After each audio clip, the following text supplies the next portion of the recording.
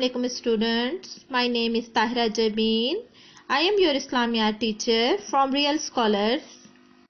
First year ہم topic پڑھ رہے تھے حج، اسی کو کنٹینیو کریں گے اور آج ہم مناسک حج اور حج کی حکمتیں اور مصلحتیں اس کو ڈسکس کریں گے۔ چلیے اپنا لیکچر سٹارٹ کرتے ہیں۔ مناسک حج سے مراد حج کے طور طریقے، رسوم و عبادات ہیں جن کی انجام دہی حج کے لیے لازم ہے، یہ مناسک کہلاتے ہیں۔ یعنی حج جو ہے کرنے کے طریقے کو مناسک حج کہتے ہیں، جو کہ اللہ تعالیٰ نے ہمیں سکھا دیے ہیں۔ نبی کریم صلی اللہ علیہ وسلم کے ذریعے ان طریقوں کے ذریعے ہم حج ادا کر سکتے ہیں۔ نمبر 1 پوائنٹ ہے احرام۔ یہ وہ انسلا لباس ہے جو حاجی دوران حج پہنتا ہے۔ یہ 2 چادروں پر مشتمل ہوتا ہے، ایک تہبند کی طرح باندھی جاتی ہے اور دوسری کندھوں پر ڈالی جاتی ہے۔ یہ لباس دراصل اسلامی اخوت، مساوات اور بھائی چارے کی آئینہ دار ہے۔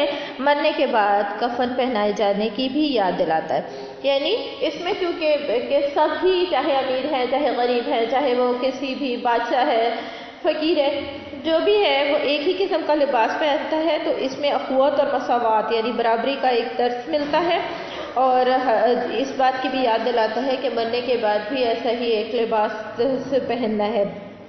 نمبر 2 پوائنٹ ہے تلبی، یعنی یہ وہ کلمات ہیں جو کہ حج کے دوران بار بار دہرائے جاتے ہیں۔ لبیک اللہم لبیک، لبیک لا شریک لک لبیک، ان الحمد والنعمت لک والملک لا شریک لک، یعنی حاضر ہوں اے اللہ، میں حاضر ہوں، تیرے سوا کوئی شریک نہیں، میں حاضر ہوں، تمام تعریفیں اور نعمتیں تیرے لیے ہیں اور حکومت بھی تیری ہی ہے اور تیرے سوا کوئی شریک نہیں ہے۔ یہ الکلمات ادا کرنا تلبی کہلاتا ہے۔ طواف، خانہ کعبہ کے گرد چکر لگانے کا نام طواف ہے۔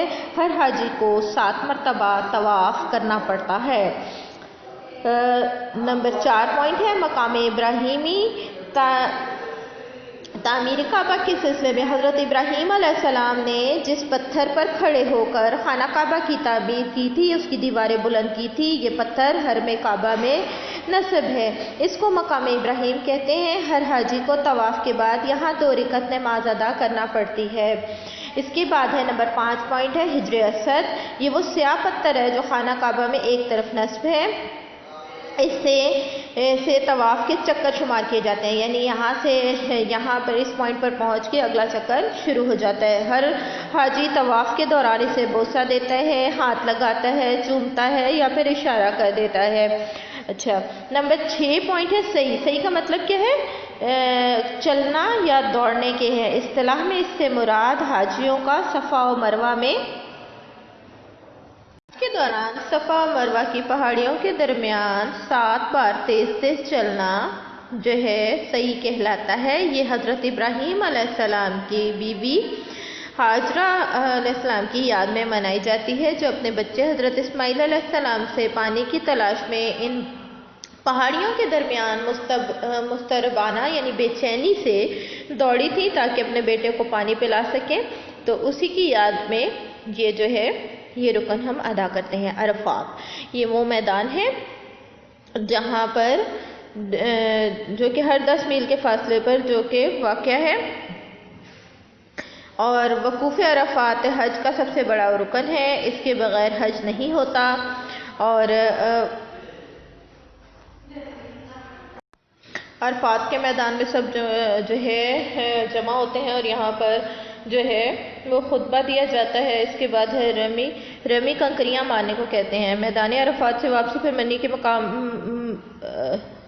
مقام پر جو ہے وہ 3 ٹیلوں حجرات پر سب حاجی کنکریاں مارتے ہیں، اور یہ بھی حضرت ابراہیم علیہ السلام کی یاد ہے۔ جب انہوں نے شیطان پر کنکریاں پھینکی تھی تو انہوں نے جو انہیں اپنے بیٹے کی قربانی سے بہکانے کے لیے آیا تھا، یعنی منی کے مقام پر جو ہے حجرات پر سب جو ہے حاجی کنکریاں شیطان کو مارتے ہیں۔ حضرت ابراہیم علیہ السلام کی یاد ہے میں جب انہوں نے شیطان کو کنکریاں ماری تھی، جب وہ اپنے بیٹے کی قربانی کرنے جا رہے تھے تو شیطان نے انہیں بہکانے کی کوشش کی تھی۔ قربانی اور حلق و قصر، منی کے میدان میں تمام حاجی رمی کے بعد جانوروں کی قربانی کرتے ہیں، یہ حج کا آخری رکن ہوتا ہے۔ پھر اس کے بعد ہے طواف و وداع، یہ طواف بیت اللہ شریف سے رخصت کرنے اور مکہ مکرمہ سے چھوڑتے ہوئے کیا جاتا ہے، گویا یہ بندے کا الوداعی نذرانہ بندگی ہے۔ اس کے بعد جو ہے یہاں سے مکہ مکرمہ سے روانہ ہو جاتے ہیں۔ حج کی حکمتیں اور مصلحتیں پڑھیں گے۔ شریعت اسلامیہ کی یہ سب سے بڑی خصوصیت ہے کہ دین جو ہے یہ دین و دنیا کی جامع ہے، یعنی دین اور دنیا کی تمام کو ساتھ لے کر چلنے کو کہا جاتا ہے۔ اس کا ایک ایک حکم حکمتوں اور مصلحتوں سے معمور ہے۔ قرآن مجید میں خود اسے گونا گو اسرار سے پردہ اٹھایا ہے، یعنی اسرار مین راز۔ قرآن مجید میں ایک ایک حکم حکمتوں اور مصلحتوں سے، یعنی تمام جو احکامات ہیں اس کے پیچھے بہت ساری وجوہات ہوتی ہیں، اور خود قرآن مجید ان رازوں پر سے پردے اٹھاتا رہتا ہے۔ نماز، روزہ، زکوٰۃ، حج، ان تمام چیزوں کے بہت سے فوائد ہیں۔ نمبر 1 ہے مرکزیت۔ حج کا سالانہ اجتماع جو ہے اصل میں مسلمانوں کو ایک مرکز پہ جمع کرنے کا ایک ذریعہ ہوتا ہے۔ خانہ کعبہ ان تمام لوگوں کی مرکزیت کا ایک سب سے بڑا مظہر ہوتا ہے۔ یہاں پر مختلف تہذیب سے تعلق رکھنے والے، مختلف بولیاں بولنے والے، مختلف لباس پہننے والے، مختلف رنگ و نسل سے تعلق رکھنے والے لاکھوں لوگ ایک جگہ جمع ہوتے ہیں، ایک ہی قسم کے جو ہے وہ مناسک حج ادا کرتے ہیں۔ تمام عبادات ان کی ایک کی طرح سے ہوتی ہے، اور خانہ کعبہ پر آ کر وہ تمام رنگ، نسل، وطنیت، اپنے تمام تہذیب، تمدن، معاشرت، امتیازات سب کو بھول کر وہ اپنے آپ کو ایک ملت تصور کرتے ہیں۔ تمام اختلافات کو بالائے طاق رکھ کر صرف جو ہے امت محمدی اور دی کا وحدت کا عملی ثبوت دیتے ہیں۔ اور یہاں پر جو ہے حج کے بغیر جو ہے مسلمانوں کا اتنا بڑا اجتماع کہیں ممکن نہیں ہے، اس لیے حج مسلمانوں کو ایک مرکز پر جمع کرنے کا سب سے بڑا ذریعہ ہے۔ رزق و ثمرات۔ خانہ کعبہ کے مقدس میں مسلمانوں کا مرکز ملت اسلامیہ کے نقطہ نظر کے لیے ضروری ہے۔ اس اجتماع اور اتحاد ہے، یہ ایک اجتماعی اجتماع ہے، اتحاد ہے۔ اس مرکز کو قائم رکھنے اور آباد رکھنے کے لیے ضروری ہے کہ اس ویرانے میں بسنے والوں کے لیے رزق کا کوئی سامان مہیا کیا جائے۔ حضرت ابراہیم علیہ السلام نے اپنی اولاد کو یہاں آباد کرتے ہوئے دعا کی تھی، اے پروردگار، میں نے اپنی اولاد کو اس بے آب و گیا وادی میں آباد کیا ہے، لوگوں کے دلوں کو ان کی طرف مائل کر اور انہیں پھلوں کا رزق عطا فرما۔ ان کی یہ جو ہے دعا قبول ہوئی۔ اللہ تعالیٰ نے ان کا سامان یوں کیا کہ یہاں حج و زیارت کے مقامات مقرر فرما کے اس علاقے کو پورے عرب کے لیے ایک تجارتی منڈی کی شکل دے دی۔ اسلام سے پہلے بھی حج کے مہینوں میں یہاں بڑے بڑے تجارتی میلے لگا کرتے تھے۔ اسلام کے بعد پوری دنیا کے مسلمان یہاں آتے ہیں، اور یہاں کے باشندے سال کے 3 مہینوں میں اس قدر کما لیتے ہیں کہ پورے سال بڑے آرام سے زندگی بسر کر سکتے ہیں۔ یعنی حج کے موقع پر یہاں کے لوگوں کے لیے جو ہے آمدنی کا بھی ایک ذریعہ بنتا ہے، کیونکہ حضرت ابراہیم علیہ السلام نے یہ دعا کی تھی کہ میں نے اپنی اولاد کو اس بے آب و گیا وادی میں، یعنی کہ بے آب و گیا یعنی دور دور تک جہاں آبادی نہ ہو، صحرا ہو، تو اس جگہ پر آباد کیا ہے، اللہ تو انہیں رزق عطا فرما۔ تو اللہ تعالیٰ نے ان کی دعا کو قبول فرمایا۔ اسلام آنے سے پہلے بھی یہاں پہ بہت سارے تجارتی میلے لگتے تھے، لیکن چونکہ حج ایک بہت بڑا اجتماع ہے، اس دنوں میں یہ لوگ اتنا کما لیتے ہیں کہ پھر انہیں پورے سال کمانے کی ضرورت نہیں پڑتی۔ قربانی کی اقتصادی حیثیت۔ عرب کے ملک قدرتی پیداوار وہاں کے جانور ہیں، یعنی وہاں پہ جانور جو ہے بہت زیادہ پائے جاتے ہیں۔ قربانی کا فریضہ اہل بادیہ بدوی عربوں کے لیے ضروری ہے، روزی کمانے کا ایک وسیلہ مقرر کر دیا گیا۔ کئی لاکھ جانور ہر سال قربان کیے جاتے ہیں اور اس کی فروخت کے لیے اس سے جو آمدنی ہوتی ہے، اس لیے عربوں کی اقتصادی حالت سنورنے میں بڑی مدد ملتی ہے۔ یہ بات یاد رکھنے کے قابل ہے کہ آج کل سعودی عرب میں تیل کی پیداوار کی وجہ سے بھی بہت دولت کی ریل پیل ہے۔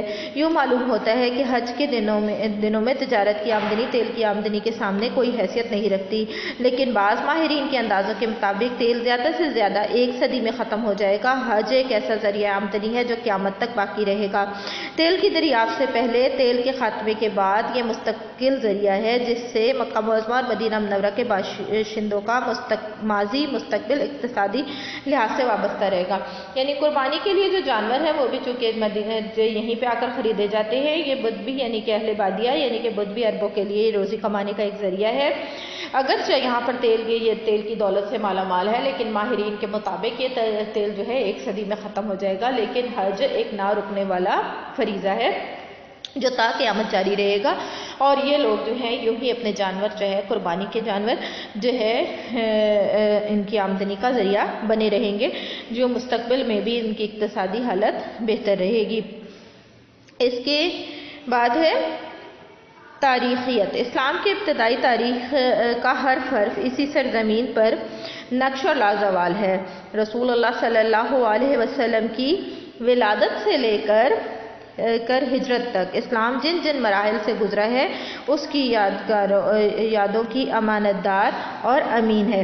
یعنی حج یہ جو سرزمین ہے مکہ اور مدینہ کی سرزمین، یہ حضور صلی اللہ علیہ وسلم کے اسلام پھیلانے اور جس طرح ہجرت کی اور جس طرح اسلام جو ہے جن مشکلات سے گزر کر جو ہے ہم تک پہنچا، ان تمام یادوں کی گواہ ہے. یہ وہ سرزمین ہے جہاں ملت ابراہیمی کی بنیاد پڑی. یہی وہ گلیاں ہیں، یہی وہ راستے ہیں جو جبرائیل امین کی گزرگاہ غار حرا اسی جگہ پر واقع ہے جہاں سے قرآن پاک کی پہلی کرن پھوٹی.